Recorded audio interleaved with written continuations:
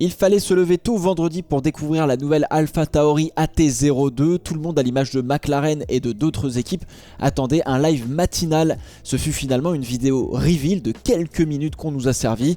Tout ça pour ça, ont crié certains, peut-être les mêmes impatients qui criaient de désespoir et d'en avoir marre d'attendre pendant 35 minutes la McLaren.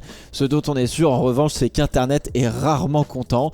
On en a profité du coup pour découvrir aussi une petite partie de la nouvelle collection de vêtements d'AlphaTauri avant de repartir sur la voiture. Au final, plein de contenus ont popé sur la toile pour que l'on aille regarder plus en détail la bête qui cache encore bien son jeu avant les essais hivernaux. Gasly sera donc le leader inné de cette équipe, emmenant un tout jeune Yuki Tsunoda qui à coup sûr lui donnera du fil à retordre. Il faudra avoir l'œil bien exercé pour reconnaître les deux pilotes en piste tant leurs casques se ressemblent. Tsunoda portera donc le numéro 22, celui d'un certain Jenson Button avant lui, et dont la mère d'Antoine Hubert affirmait que c'était aussi le numéro préféré de son fils défunt. Tsunoda a choisi donc le numéro 22 car le 11 était déjà pris, on double et c'est parti, voilà tout simplement. La livrée change par rapport à celle de l'année dernière, presque comme si on avait fait une sorte de négatif pour obtenir l'AT02, un très beau bleu navy soutenu par un petit liseré.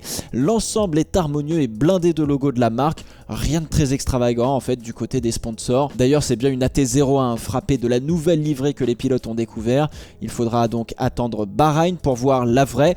Encore une fois, les photos sont des rendus 3D et avant que l'on prenne la piste à Bahreïn, ça vaut le coup de cacher encore un petit peu ses cartes, un peu comme au poker. AlphaTauri a dépensé ses fameux jetons dans un nouveau nez selon l'écurie, mais vous reconnaîtrez qu'on a du mal à voir la différence. On aurait pu s'attendre à un nez un peu plus agressif et plus fin comme celui de la Red Bull de l'année dernière, mais visiblement non.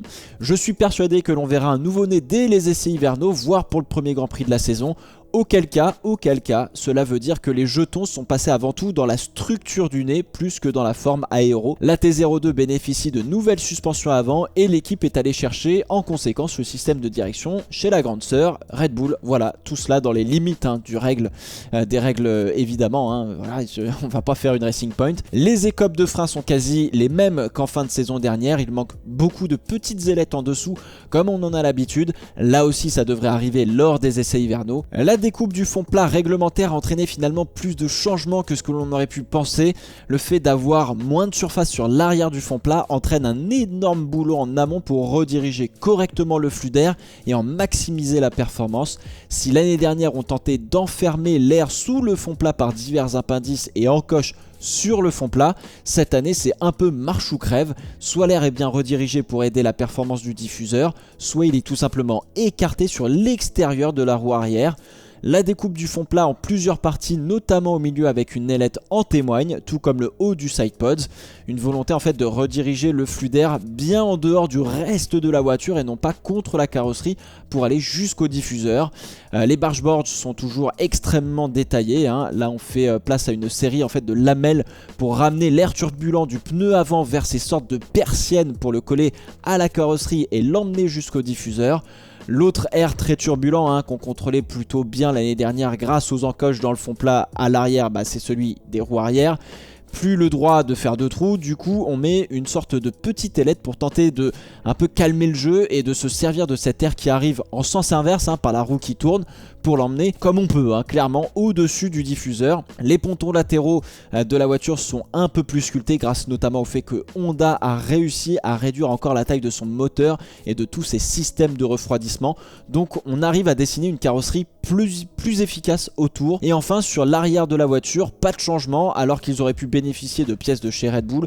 On a gardé le package de l'année dernière en termes de suspension et de boîte de vitesse. Et on voit aussi nettement la découpe des lamelles verticales du diffuseur qui ont été raccourcies par le règlement pour moins d'efficacité et moins d'appui aérodynamique. AlphaTauri veut revenir sur le devant du milieu de peloton. La qualité des pilotes ne manque pas, ça c'est certain. Mais l'année dernière, ils ont manqué de chance et de fiabilité par moment. Honda a l'air d'avoir beaucoup travaillé pour résoudre les problèmes de fiabilité avant de quitter la F1 fin 2021. Avec 23 courses, la régularité sera le maître mot de cette année pour cette équipe qui a fait plusieurs coups d'éclat ces dernières années, mais dont la régularité n'était pas autant au rendez-vous qu'espéré.